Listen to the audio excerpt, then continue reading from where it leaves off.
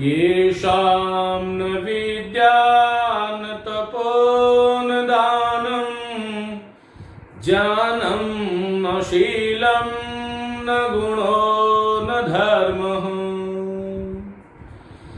येषां न विद्या न तपो न दानं ज्ञानं न शीलं न गुणो न धर्मः। ते मर्त्यलोके भुवि भारभूता मनुष्यरूपेण मृगाश्चरन्ति मनुष्यरूपेण मृगाश्चरन्ति।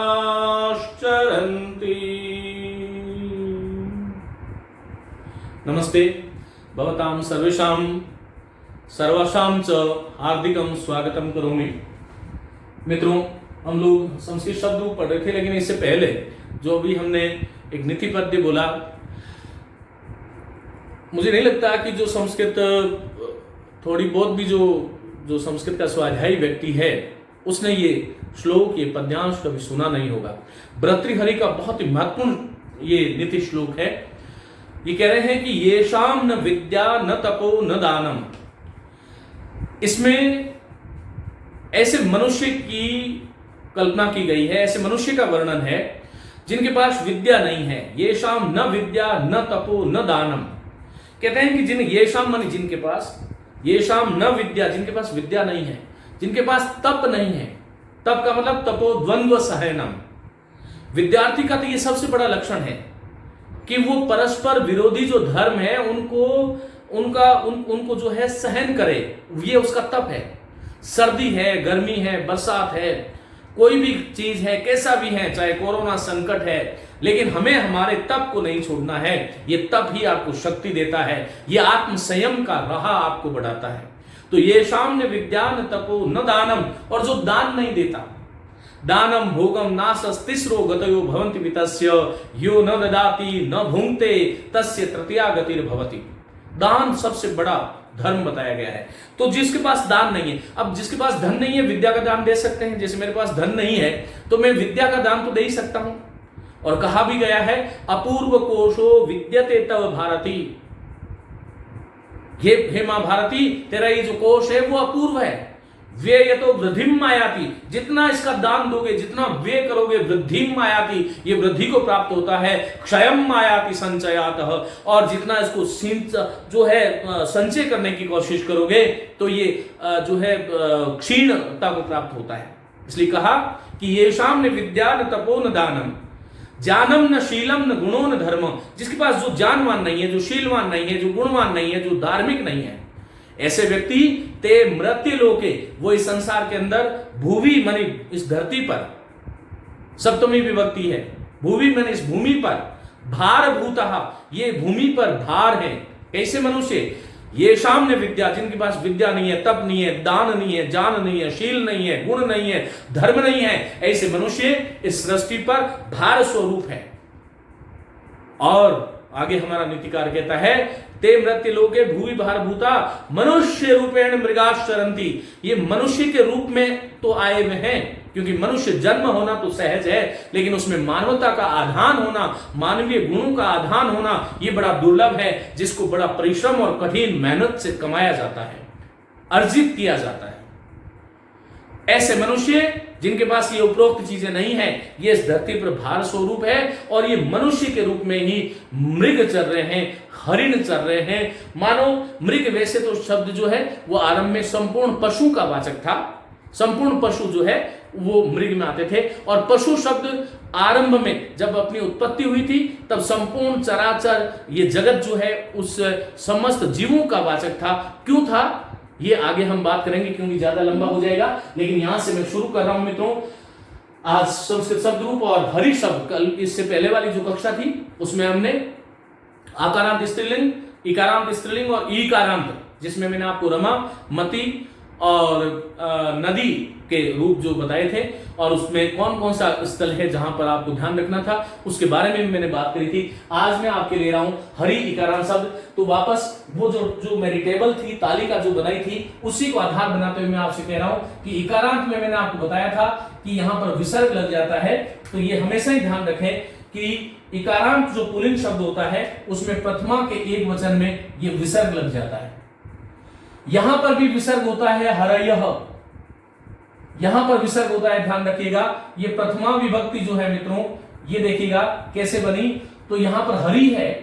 मैंने आपको ये बताया था कि कोई भी जो इकारांत का शब्द है उसका द्विवचन, चाहे वह पुल्लिंग है चाहे स्त्रीलिंग है, उसका यदि द्विवचन बनाना है तो आपको दीर्घ कर देना है। तो हरि में ई जो छोटा है, ह्रस्व है, उसको दीर्घ कर दूंगा और रूप हमारा द्विवचन बनेगा। लेकिन इसके साथ साथ में ये टेबल अपने आप आपको बनानी आनी चाहिए कि जो ये है वो ये है, और यहां पर आपको म जोड़ना था केवल, और कुछ नहीं करना था। तो हरि के साथ साथ में आपको क्या जोड़ना है बोलो, हरि के साथ में यहां पर आपको म जोड़ना है केवल।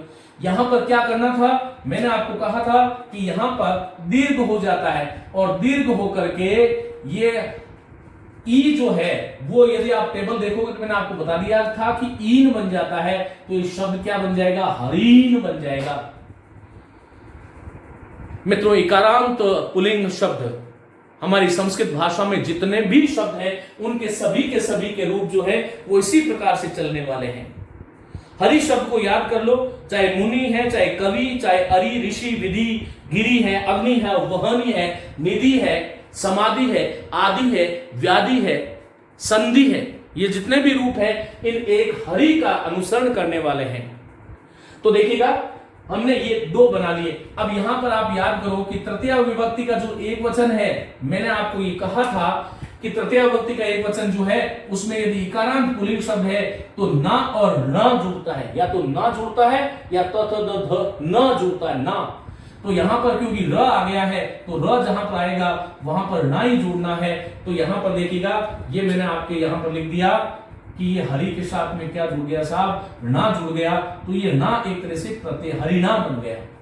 यदि ये शब्द संधि होता तो संधि ना बनता, कपि होता तो कपि ना बनता, ऋषि होता तो ऋषि ना बनता, ऋषि ना बनता। इस प्रकार से हमें ध्यान रखना है। यहां पर देखो तृतीय विभक्ति का आपको अपने आप लिखना है। देखो यहां पर हरि लिख दूं, कोई समस्या नहीं होनी चाहिए। और यहां पर कौन सा प्रत्यय लिखूंगा, मुझे लगता है सभी को याद होगा। ये कक्षाएं क्रम से चल रही हैं। यदि कोई व्यक्ति इससे पहले वाला पाठ, शायद 11वां पाठ था, वो पाठ पढ़ा है, उसी के ये समझ में आएगा, तो हरिभ्याम हो जाएगा। और देखो इसके साथ साथ में मैं यहां पर बता दूं कि ये जो तृतीया का जो द्विवचन होता है यही आपका क्या होगा बोलो, चतुर्थी का द्विवचन होगा, हरिभ्याम हो जाएगा। और ये भ्याम में म हलंत हो जाएगा। और ये का यही आपका जो है साहब, ये पंचमी का द्विवचन भी आपका यही हो जाएगा। तो हरि के साथ में भ्याम जोड़ दें, ये तीनों आपके रूप तैयार हो गए।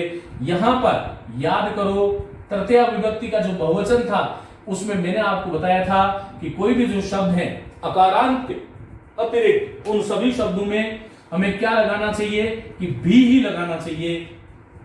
तब रूप क्या बनता है बोलो, हरि भी ही बनता है। यहां पर कोई भी जो शब्द आता है उसके आगे आपको एक ही शब्द जोड़ना है और वो याद करना आप, मैंने आपको बता दिया था कि हरिभ्यः, और यहां पर भी हरिभ्यः इस प्रकार से जुड़ेगा। चतुर्थी विभक्ति का एक वचन जो था वो मैं आपको बता चुका हूं कि इसमें य प्रत्यय जुड़ता है तो हरिय रूप बन जाता है। पंचमी में आपको ध्यान होना चाहिए कि ये ह है और ये रे, ह और ये जो है र है, और उसके आगे ऊपर जो ए की मात्रा ए है, मैंने आपको प्रत्यय बताया था ए है, तो हरे है हो जाएगा। जो पंचमी का रूप होता है वो षष्ठी का होता है, यहां पर हरयो रूप बन जाता है। और जो षष्ठी का द्विवचन होता है वही सप्तमी का द्विवचन होता है। तो इस तरह से हमें इन चीजों को ध्यान रखना है। यदि थोड़ी सी आप 2 दिन मेरे साथ अभ्यास कर लोगे तो ये शब्द रूप जितने भी हैं आपको छोटू मोटू के खिलौने नजर आएंगे, ये मैं आपको कह सकता हूं। मैं मेहनत कर सकता हूं, बता सकता हूं, आगे अभ्यास करना आपके हाथ में है। जिसको पढ़ना है ध्यान से वो इसको देख सकते हैं, पढ़ सकते हैं। अब देखो यहां पर हरे हरियो, और यहां याद करो मैंने आपको कहा था कि यहां पर नाम या नाम होता है, लेकिन इससे पहले, नाम या नाम से पहले कभी भी ह्रस्व ई और उ नहीं आता है। हमेशा ही ई या तो दीर्घ होगा या उ दीर्घ होगा या आ होगा। तो हरि के आगे अब आप बताइए मुझे कि मैं नाम लगाऊं कि नाम लगाऊं, क्योंकि र आ रहा है तो मुझे नाम लगाना है। मित्रों यहां पर सप्तमी में हरि लिख दूंगा। अब यहां पर भी मैंने आपको दो प्रत्यय बताए थे, एक तो सु बताया था, ये वाला सु, और एक शु बताया था। तो ये सु केवल आकारांत स्त्रीलिंग में बनता है, और यहां पर आपको ये क्या जोड़ देना है, बोलो हरिशु जोड़ देना है। ये आपका रूप तैयार हो गया। ये कुछ यहां पर औ जुड़ जाता है, ये भी मैंने आपको बता चुका हूं कि आपको कुछ नहीं करना है, केवल औ जोड़ना है। हरऊ रूप बन गया। इकारांत जो शब्द है सप्तमी में औ जुड़ जाता है, ये आपको मैंने बता चुका हूं। आगे देखिएगा संबोधन में यहां पर हे हरे हो जाएगा, ये थोड़ा सा अलग है। बाकी द्विवचन में ऊपर हरि है तो नीचे भी हरि हो जाएगा।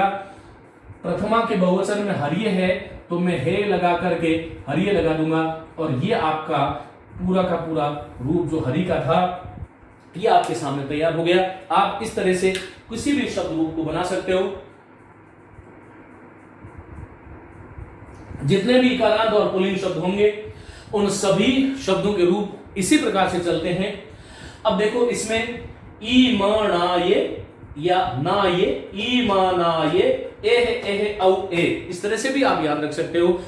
एक बार कोई तरीका पकड़ लो, यहां पर वी ही भ्य नाम सु, ये आपको मैंने बता दिया था, ये होता है वो ये होता है। एक यहां पर जो महत्वपूर्ण जो चीज है, कहां कहां पर दीर्घ हो जाता है, तो मेरे विद्यार्थियों एक तो हरि में दीर्घ होता है प्रथमा और द्वितीय का द्विवचन में, एक द्वितीय के द्विवचन में हरिन होता है, और एक यहां पर हरिनाम होता है। यही कुछ स्थल है।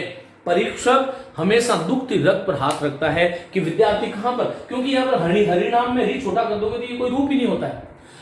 षष्ठी विभक्ति में सदैव ध्यान रखें कि नाम और नाम से पहले दीर्घ स्वर का प्रयोग होता है। ये बहुत महत्वपूर्ण बात है। चलिए इसको हम पढ़ते हैं। हरि हरि हरय प्रथमा, हरि हरि हरय प्रथमा, हरिम हरि हरिन द्वितीया।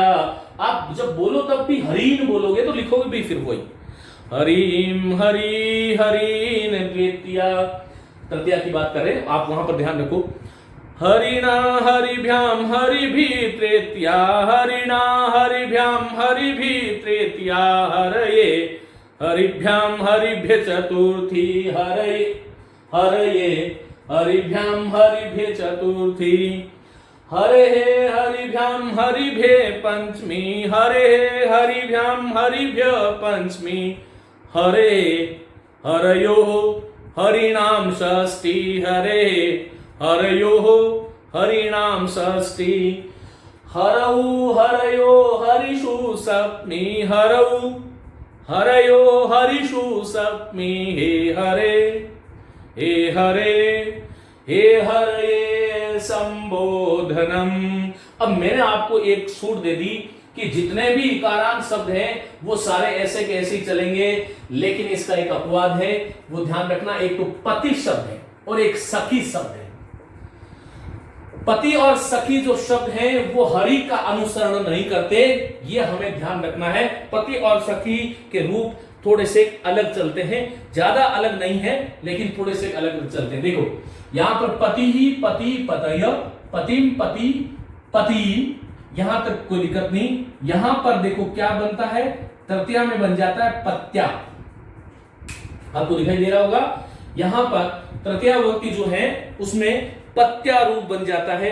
ये थोड़ा सा यहां पर जो है, और कहीं पर भी कोई अंतर नहीं आता है। यहां पर हरिये है, यहां पर जो है वो पत्यई बन जाता है।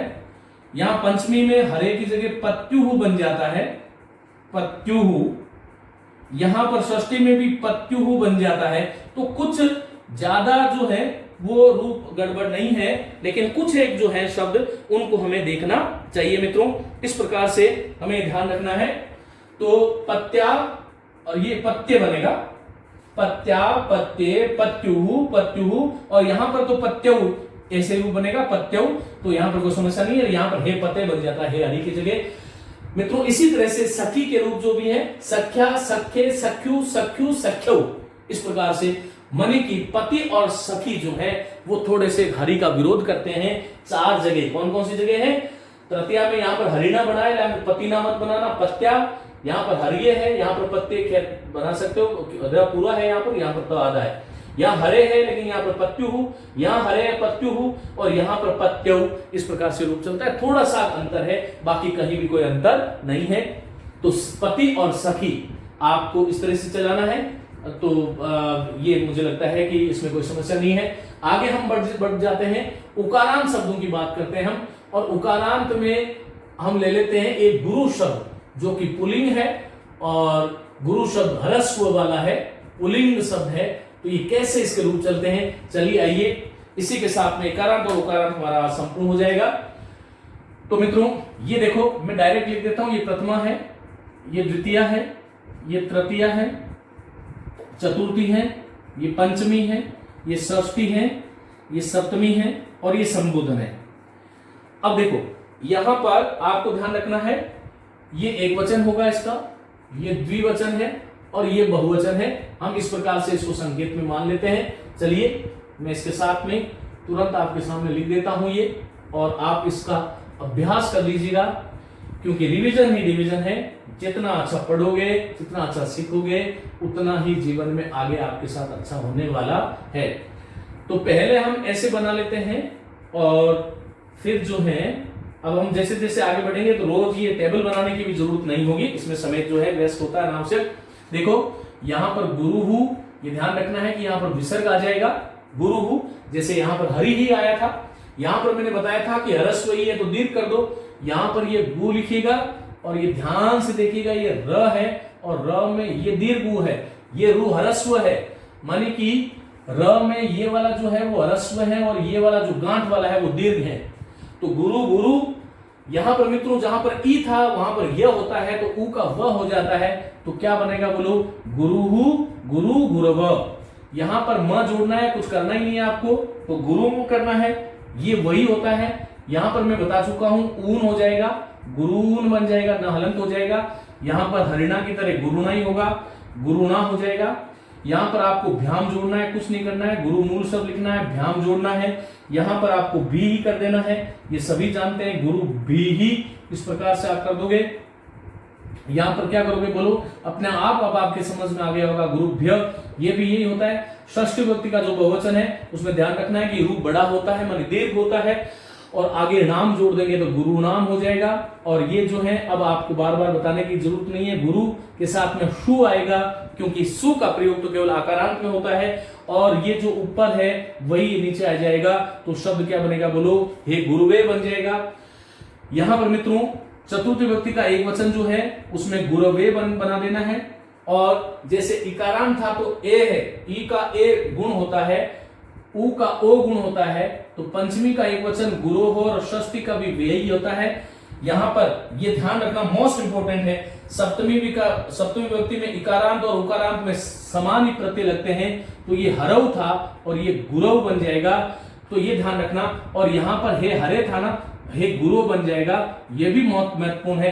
कई बार क्या करते हैं, संबोधन का रूप पूछ लेते हैं और हम बाकी सब रट लेते हैं, लेकिन संबोधन का नहीं आता, तो महत्वपूर्ण स्थल है ये। आगे आपके सामने पूरा जो है क्लियर है। गुरुभ्याम, यहां पर गुरुवो हो रूप बन जाएगा, क्योंकि इकारांत होता है तो यो हो, और उकारांत होता है तो वो हो, गुरुवो, ये समान होता है। और संबोधन जो है वो यही होगा, हे गुरु, इस प्रकार से होगा। तो चलिएगा, महत्वपूर्ण बात यह है कि इसमें हमें ध्यान रखने की बात यह है कि यहां पर रू बड़ा होता है, यहां पर रू बड़ा होता है, यहां पर रू बड़ा होता है, यहां पर शु होता है, यहां पर गुरबो होता है, यहां पर ऊ का जो गुण है वो ओ हो जाता है, ई का गुण जो है वो ए हो जाता है। चलिए इसको एक बार हम देख लेते हैं, इसका उच्चारण कैसे करना चाहिए। तो गुरु गुरु गुरवः प्रथमा, देखो हरि का स्मरण, संस्कृत तभी कहते हैं कि संस्कृत में पाठ्यक्रम भी चलता है और भक्ति भी हो जाती है। ऐसे तो न जाने कब हम हरि कौन होता है, जो हमारे पापों का हरण करता है वो हरि है। हरि जो है भगवान विष्णु को कहते हैं, क्योंकि हमारे पापों का हरण करता है वो। हरि बंदर को भी कहते हैं, क्योंकि वो हमारे हाथ से किसी वस्तु का हरण कर लेता है, झपट्टा मार के हर लेता है। हरि जो है वो सिंह को भी कहते हैं, क्योंकि वो हमारे प्राणों का हरण कर लेता है। तो हमारी यहाँ पर भाषा जो है वो देखिएगा कितना प्रत्येक शब्द का अर्थ है। हरि जो शब्द है वो हरिहरण करने वाली धातु से बना है, इसलिए विष्णु को भी हरि है। बंदर हाथ से वस्तु ले लेता है, बंदर भी हरि है। और सिंह जो है वो प्राणान कर लेता है, सिंह भी हरि है। गु नाम अंधकार का है, रू नाम प्रकाश का है। अज्ञान तिमिरांधस्य चक्षुरुन्मिलितम येन तस्मै श्री गुरुवे नमः। तो ये गुरु है। चलिएगा हम इन गुरु की स्तुति कर लेते हैं। वैसे मैं बता दूं, ई म ना ये एह औ ए, यहां पर उ म ना वे गुरु को ऐसे बनाते हैं, हरि को ऐसे बनाते हैं। उ म ना वे, क्योंकि यहां पर गुरु नाम साधु होता तो साधु ना हो जाता। ये तो ऋणा क्यों आया?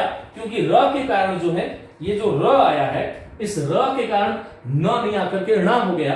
तो उ म ना वे ओहो ओहो औ ओ, गुरु ऐसे मानते हैं, हरि मानते हैं ई माना ये, ई माना ये, एह औ ए। और गुरु कैसे? ये आगे वाले प्रत्यय हैं, देखो उ माना वे, उ माना वे, ओहो ओहो औ ए। इस प्रकार से, क्योंकि देखिएगा जब गुरुकुल शिक्षा पद्धति थी तब हमारे ऋषि महर्षि और वैयाकरण जो थे वो हमें इन शब्दों की सिद्धि बताते थे। मैं यदि आपकी गुरु शब्द की सिद्धि करने में लग जाऊंगा तो शायद आपको मुझमें भूत नजर आएंगे। एक ही गुरु शब्द को बनाने के लिए मुझे कम से कम 15 से 20 सूत्रों का शरण में जाना पड़ेगा, तब जाकर के गुरु शब्द बनता है। कितनी वैज्ञानिकता है ये संस्कृत में। ये शायद हमारा सौभाग्य है कि हम संस्कृत पढ़ रहे हैं। और मैं इसके लिए उन परीक्षाओं को भी बहुत साधुवाद देता हूं, उन पाठ्यक्रम निर्धारकों को देता हूं जिन्होंने शिक्षक को ये जो संस्कृत का जो प्राथमिक ज्ञान है उसके लिए प्रेरित किया। चलिए गुरु की बात कर रहे हैं।